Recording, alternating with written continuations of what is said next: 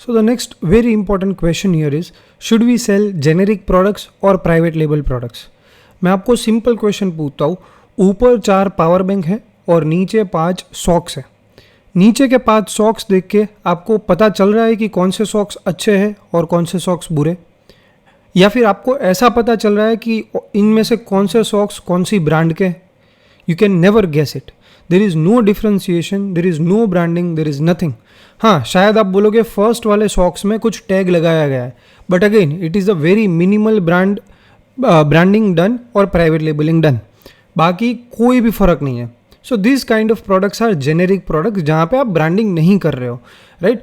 ऐसा नहीं कह रहा हूँ कि ये प्रोडक्ट खराब है, ये प्रोडक्ट बहुत ही अच्छा है, बट इसमें किसी ने ब्रांडिंग या प्राइवेट लेबलिंग नहीं किया है। If someone would have done good private labelling तो वो स्टैंड आउट हो जाता और वो सबसे ज़्यादा सेल्स निकालता।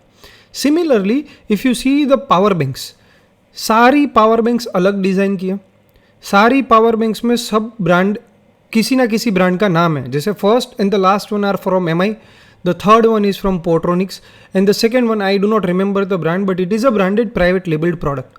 तो सारे चारों के चारों पावर बैंक्स प्राइवेट लेबल्ड है and all of them are unique in nature. हम पहले को दूसरे के साथ कंपेयर नहीं कर सकते, दूसरे को तीसरे के साथ कंपेयर नहीं कर सकते और तीसरे को चौथे के साथ कंपेयर नहीं कर सकते। चारों की अलग अलग ब्रांड वैल्यू है, चारों की अलग अलग पैटर्न है, चारों की अलग अलग फीचर्स एंड स्पेसिफिकेशन है और चारों के अलग अलग प्राइसिंग है। हालांकि नीचे वाले जो सॉक्स है सबके प्राइसिंग ऑलमोस्ट सेम है। हम डिसाइड नहीं कर पाएंगे एज अ कस्टमर कि किसके पास से लेना है। डेफिनेटली फिर लास्ट ऑप्शन हमारे पास है, रिव्यूज़ देखो, जिसके सबसे ज़्यादा और अच्छे रिव्यूज़ उसके पास से प्रोडक्ट परचेस कर लो।